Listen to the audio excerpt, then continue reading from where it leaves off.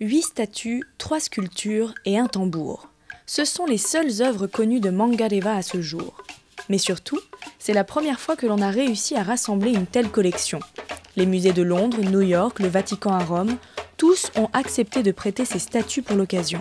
C'est vrai que ça fait quand même des années qu'on travaille sur ces photos, qu'on les voit, qu'on attend des réponses de ces musées.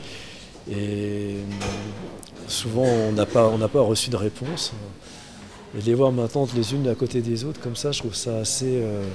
ça prend une dimension que j'espérais voir, quoi. Je suis très content de les voir maintenant.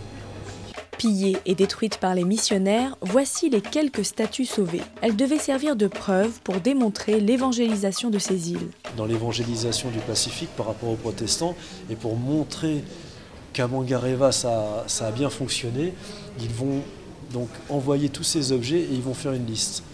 Et là on voit bien le numéro 1, donc écrit de la main des pères missionnaires.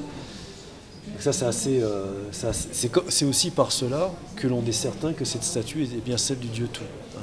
La visite de cette collection exceptionnelle est possible du mois de février au mois de mai à Paris avant que celle-ci ne parte au Fénois. L'exposition ensuite va à Tahiti et elle reste à Tahiti pendant 3 mois. Et puis ensuite, les pièces seront rendues au musée d'origine. Pour admirer les statues et sculptures de Mangareva, rendez-vous le 24 juin prochain à Tahiti.